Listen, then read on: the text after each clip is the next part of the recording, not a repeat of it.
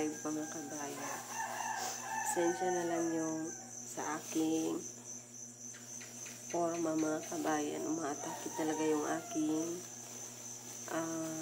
sipon pag ganitong malamig pa yung panahon. Kaya ganito yung aking forma. May deliveries po kasi kami ngayon. So, inagahan ko na sa pagbabalot. Sinabay ko na lang rin yung pagluto ng pandesal or pagsalang. May pagbibigyan din tayo ngayon ng tinapay. This is galing from Ma'am Anonymous. Thank you so much again and again, Ma'am, sa pagsuporta po ng aming munting negosyo. God bless you more, Ma'am. So, yun nga mga kabayan, nagsiniguro ko na lang na mag-jacket para hindi ako bahing ng bahing dahil malamig pa sa ganitong oras. Pasado pa lang 4:45. Kaya, binalot ko na lang talaga yung aking sarili dahil naiinis na ako dito sa aking ilong. Umatake kasi ngayon yung aking allergic rhinitis or basta yung parang sinusitis. So ito nga pala yung aming mga assorted bread for this morning para sa aming deliveries. Ubi flavor yung ating bread ngayon. And guys, my blessing si Lola na tinapay galing from Ma'am Anonymous.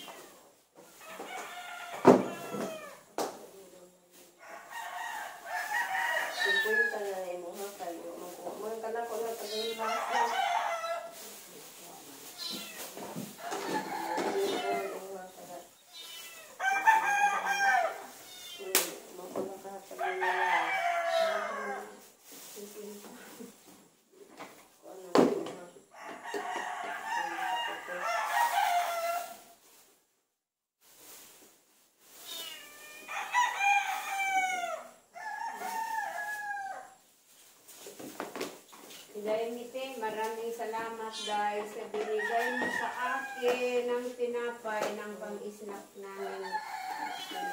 Maraming salamat guys. And guys, ito na nga pala yung for delivery. So, ihatid ito ni Loloy. Dalawang delivery. Ito sa jail and isa naman para sa Achila.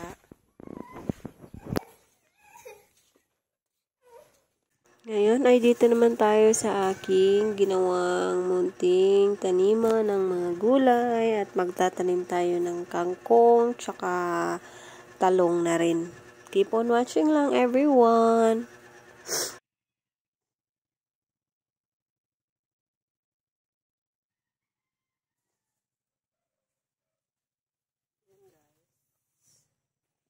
This one.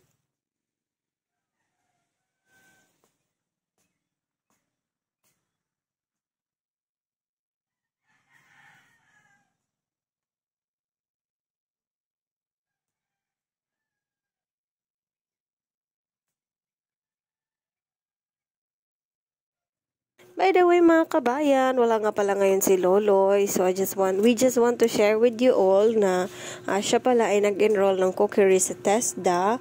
Pang mga kabayan, pang certificate. So pag may mga panghanda ba, pag may mga bagong opportunities na dumarating, so mas mabuti nang meron ng pambala mga kabayan, may mga papers na ganyan. So since hindi available ang bread and pastry na course, ay grinab niya na lang yung opportunity ng cookery since meron din namang mga baking iyon. At ayun, nasa eskwela pala siya ngayon. So i-share niya din mamaya i-share niya yung mga ginagawa nila sa eskwela. Keep on watching lang everyone while ako dito ay busy pa sa pagtatanim. Meanwhile, so ayan, good morning everyone.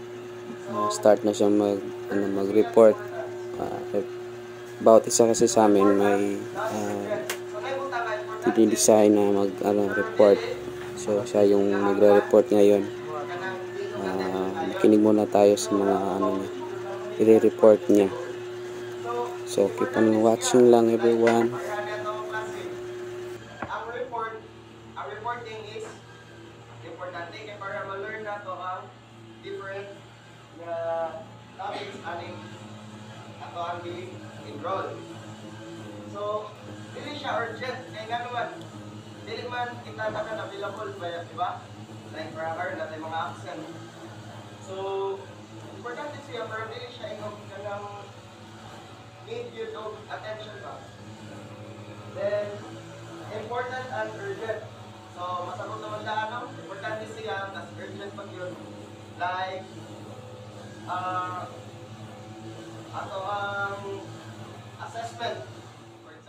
So yan na nga yung pagtapos ng reporting, siyempre exam.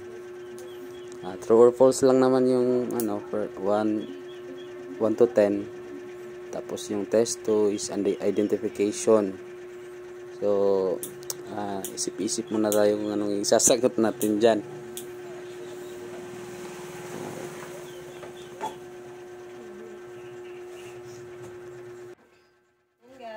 Dito na nga si Loloy sa bahay. Tindahan pala. Kain muna tayo ng tanghalian. Bumili lang si Loloy sa karinderya. Ano din lang ko? Pansit, tsaka minodo. Tulog pa yung isang bata. So kami na lang muna yung kakain at babalik pa si Loloy. Na klase. Pray. Lord, salamat Ginoon. Kautuhon, salamat kay pagkaon sa mga tubahan, Lord. I pray ka mag-bless nini, pagkutubusog, kalikuhon sa mga panlawas niyo. Ang tanang niyan po, salig sa mga Jesus name.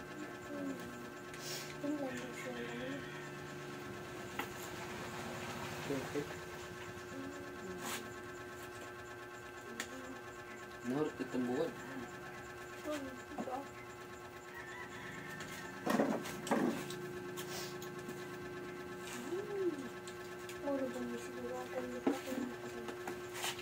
Kami ang pagkaat mo ko.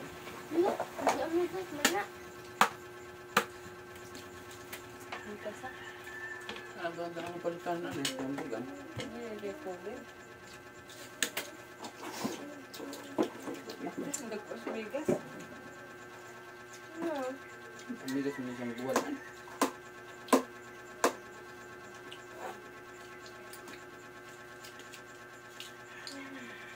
Hindi kamay.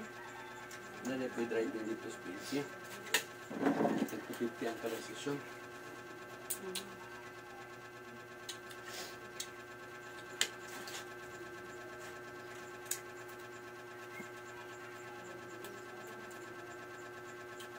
Dito na sila. Tapos po. Dito yun.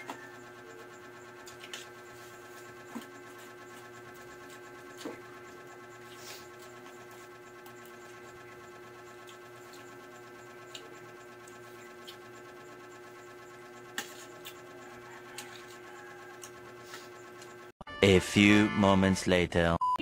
So, after na session, ito naman si ma'am. Sana naman yung magre-report. Makinig na naman tayo para may masasagot. May sasagot na naman tayo mamaya. Kasi every discussion is pagkatapos may exam. So, yun na nga. Another exam na naman. True or false na naman ulit. Pero, yung test 2 enumeration na naman. So yan, sagutin na naman natin yan. And after ng klase, pinapagawa natin yung brake ng motor kasi nasira, hindi na gumagana. Yeah.